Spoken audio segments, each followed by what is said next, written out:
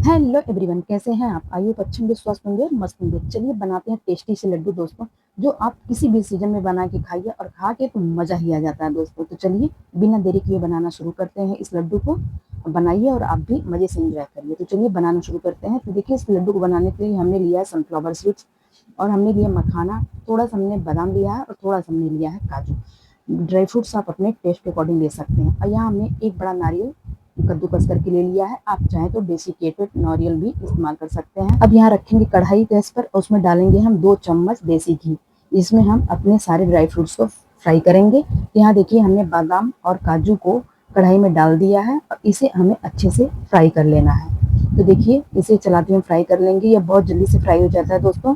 तो देखिए, हमारे सारे काजू बादाम फ्राई हो गए हैं। इसे हम निकाल लेते हैं फटाफट से, नहीं तो ये जल जाएंगे। तो देखिए, हम यहाँ पे सारे काजू और बादाम को निकाल ले रहे हैं। इसी घी में हम डाल देंगे अपने मखाने को, और उसे भी हमें फ्राई करना है, अच्छे से क्रिस्पी कर लेना है। और इसे चलाते हुए देखिए, हम मीडियम आंच पे फ्राई कर लेंगे।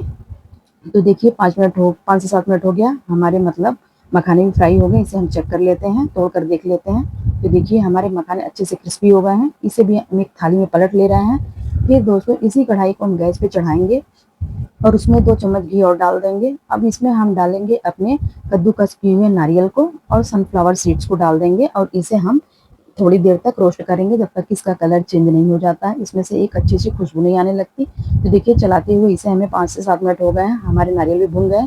अब यहाँ पे हम डालेंगे आधा कटोरी पोस्ता का दाना। इसे भी हम 2 से 3 मिनट के लिए भून लेंगे। तो देखिए, सारे नारियल को हमने भून लिया। इसे भी थाली में पलट लेते हैं दोस्तों। अब इसी कढ़ाई में हम डालेंगे घी। और यहाँ पे देखिए, हमने देसी घी और डालडा वनस्पति घी का इस्तेमाल किया है। आप चाहें तो सिर्फ देसी घी में भी बना सकते हैं। अब यहाँ हमें घी में डाल देना है आटा। या आटा आप अपने परिवार के अकॉर्डिंग डालिएगा, जिस हिसाब से आपको बनाना हो। हमने यहाँ पे 2.5 कटोरा आटा का इस्तेमाल किया है दोस्तों, और इसे अच्छी तरीके से हमें धीमे धीमे आंच पे भूनना है। इस लड्डू की खास बात यही है कि इसकी भुनाई बहुत अच्छे से की जाती है और मीडियम आंच पे एकदम की जाती है, लो मीडियम आंच पे। तो देखिए, इसे चलाते हुए हमें कम से कम 30 से 35 मिनट हो गए हैं। हमें घी की मात्रा कुछ कम लग रही थी, तो हमने यहाँ घी थोड़ा सा और बढ़ा दिया है, और इसे हमें धीमे धीमे आंच पे भूनना है। इसकी खुशबू इतनी अच्छी आती है दोस्तों, पड़ोसी भी कहते हैं कि इतनी अच्छी खुशबू कहाँ से आ रही है। इसे हमें तब तक भूनना होता है। तो देखिए, भूनने के बाद जैसे जैसे हमारा आटा भूनता है, वैसे वैसे एकदम फ्लफी हो जाता है, एकदम हल्का हो जाता है। इससे पता चलता है कि हमारा, मतलब आटा यहाँ पे अच्छे से भून गया है। तो चलिए, इसे हम एक थाली में ट्रांसफर कर ले रहे हैं। आटा हमारा अच्छे से भून गया है। फिर इसी कढ़ाई में हम डाल देंगे थोड़ा सा घी, और इसमें डालेंगे हम आधा कटोरा बेसन। यहाँ हमने 2.5 कटोरा आटा लिया है, आधा कटोरा हमने बेसन लिया। आप कोई भी बर्तन मेजर कर सकते हैं। इसे भी हम घी डालते हुए धीमे धीमे आंच पे इसे भी भून लेना। आप चाहे तो बेसन की जगह मूंग की दाल का इस्तेमाल कर सकते हैं, उसके आटे का, तो उसका भी स्वाद बहुत अच्छा था। बेसन से हमारे लड्डू में एक सूंधापन आता है। तो देखिए, थोड़ी देर बेसन भूनने के बाद इसमें हम 2 बड़े चम्मच के करीब हल्दी डाल देंगे। हल्दी हम यहाँ ज़्यादा डाल दें, जिससे हमारे लड्डू का कलर अच्छा आएगा। अब इसमें हम डाल देंगे 1.5 चम्मच सौंठ का पाउडर।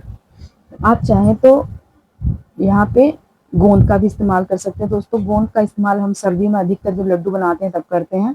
ये आपकी चॉइस के ऊपर है, आप डालना चाहें तो डाल सकते हैं। तो यहाँ सिर्फ हम ड्राई फ्रूट्स के लड्डू बना रहे हैं।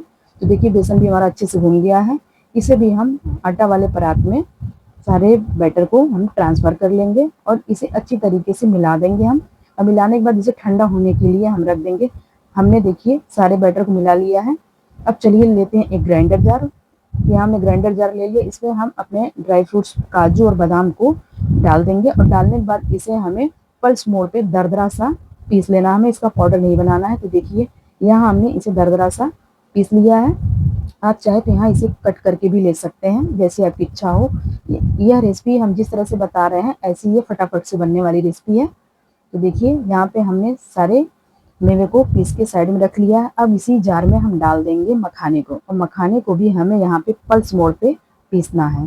तो देखिए, मखाने भी हमारे यहाँ अच्छे से पल्स मोड में पीस लिए हैं। देखिए, एकदम दरदरे से हैं, हमें बिल्कुल इसी तरीके से चाहिए। तो चलिए, अब हम आपको शाम को मिलते हैं। तो देखिए, शाम में दोस्तों हमने लड्डू हमारा ठंडा हो गया। इसमें हमने सारे ड्राई फ्रूट्स को मिला दिया है।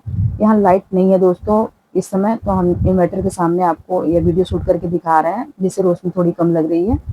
तो देखिए, इसे हम अच्छी तरीके से मिला लेना है। अब इसमें हम डालेंगे चीनी का बूरा। अब जब भी दोस्तों लड्डू बनाइए, चाहे बेसन का बनाइए, आटे का बनाइए, आप इसमें चीनी के भूरे का इस्तेमाल करिए, पिसी चीनी का बिल्कुल इस्तेमाल मत करिए, इससे इसका टेस्ट बहुत अच्छा आता है। तो देखिए इसे हमें अच्छी तरीके से मिला लेना है। आपको हम क्वांटिटी बता रहे हैं, अगर आप 1 किलो आटा ले रहे हैं तो आप 3 पाव चीनी का इस्तेमाल करेंगे तो आपका लड्डू न ज़्यादा मीठा होगा और न ही फीका होगा। तो आप उस हिसाब से आप लड्डू में चीनी को डाल सकते हैं। तो देखिए यहाँ पे हमने सारे लड्डू में चीनी मिला लिया है। अब इसे हम लड्डू बना रहे हैं। दोस्तों हमारा लड्डू बहुत ही अच्छा बना था, बहुत ही स्वादिष्ट। अगर एक बार आप खाएंगे ना तो आपको 2 से 3 बार खाने का मन जरूर करेगा। तो देखिए हम सारे लड्डू बना के रेडी कर लिए हैं।